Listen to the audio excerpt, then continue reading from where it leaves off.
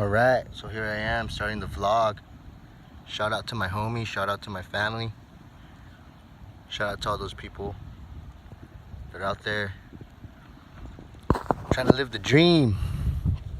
So here we go. We're gonna go hit it up, longboard style. That's how we do. Get that brand right there. Hopefully I get a hang 10. The wind is like northeast, so it's probably offshore. Tide's starting to go out. It was a really high tide, so I'm thinking that it's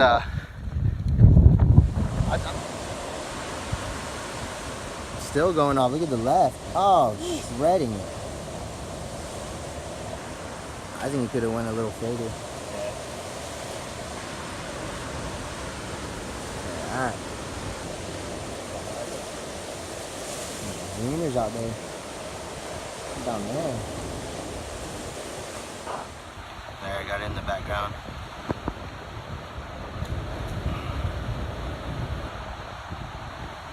So basically, it's it was an awesome session. I had a great time. I mean, surfing's something that I always come back to.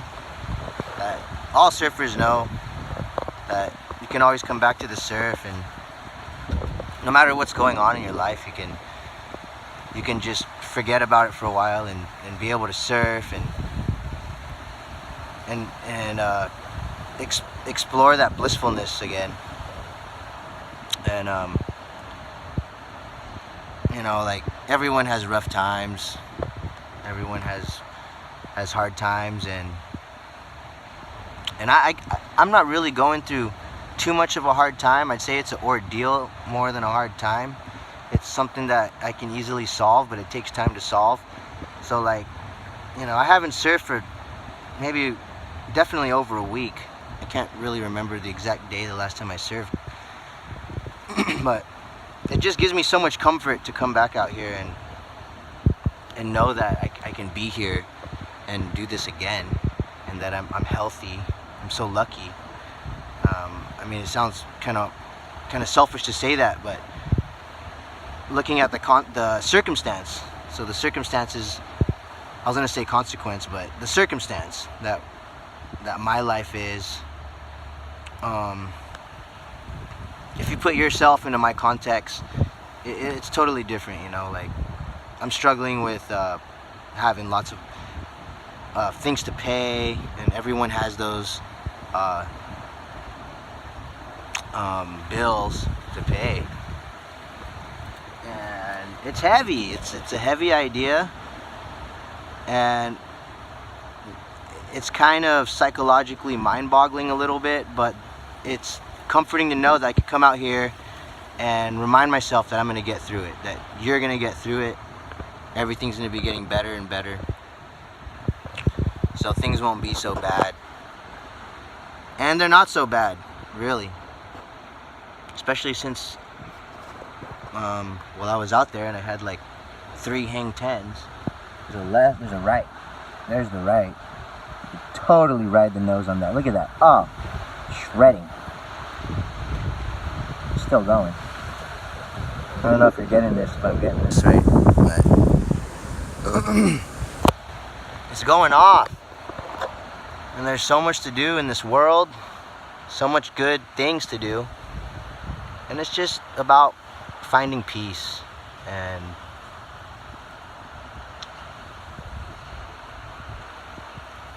here's peace right here, right in front of us. So peaceful out there. The session was a success, and I'll be back out here tomorrow for sure. So I gotta expand on it, like what's really been on my mind. Basically, it's a career kind of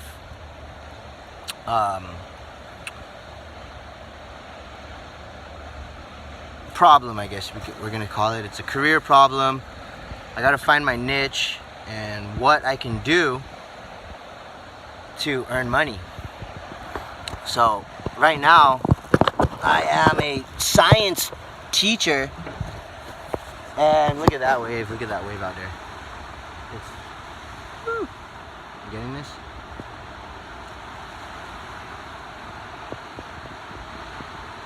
And oh my god, I feel it out there. It's just going off. I probably, if I wasn't so tired, I'd be out there. I probably shouldn't leave, but I'm gonna get home. Gotta hit up some chores. But like, it's a career thing. Like, I'm looking at getting my Master's of Art in Teaching, and I'm gonna stay a teacher. I've been teaching, this is my 3rd year teaching. I've done other jobs. I've worked at Home Depot. I've worked at UOG, the University of Guam. I've worked there under different titles like research assistant, extension assistant, stuff like that, 1 and 2. And it's just that there's not that much opportunity on this island of Guam for, like, let's just say your average person.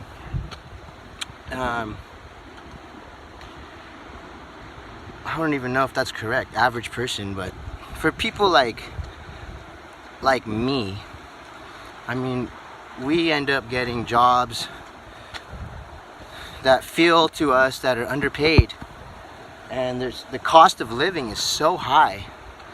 Like, we're basically living check to check. If that, it's worse. Like, we go into debt, and some of us, like, we cannot go into debt. Like me, like, I don't even have a credit card, you know.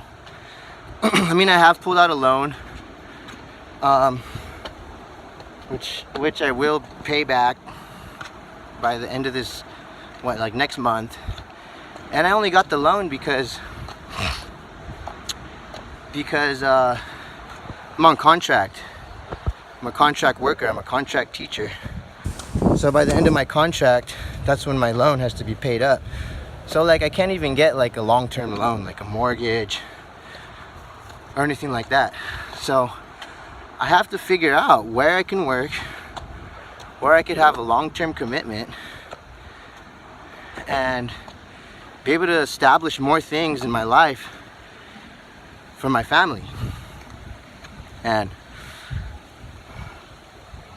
basically that's where I'm at. So I'm looking at going back to school, getting my Master's of Art in Teaching, or going into something else. Maybe a lot of people here on Guam, they're into business, or they're into some other type of industry, or they're getting they're college graduates and they leave off island to get a better job, or they stay and they end up getting like a really low paid job because there's not that much work out here. So my options are open. I'm just glad that I'm happy right now, and I'm content that I got food, I have a beautiful family, and that man, we got good surf right now, so that's not a problem. And so opportunity on Guam, on this island of Guam. So basically for teachers right now, they're cutting like hours. They're gonna start the school year late because we don't have the funding, and they need to start the school year late and possibly do other things. And so I was talking about, like, you know, getting into business and whatnot. Basically I'm trying to look at getting into something that's small, that will earn money, and it would be enough, not like little petty cash here and there, but it might start out that way, but something that will grow into something larger. And I got my Bachelor's of Science in Agriculture, so I was looking at starting like a plant nursery and taking it from there, maybe doing like some kind of service, like an irrigation service. I could do like a farming service. You know, I was looking at doing like a residential and commercial type of farming service. Even like a tree cutting service and stuff like that. People like to have their trees professionally cut by people that know what they're doing. But all the while I would be doing that, I would also be going back to college.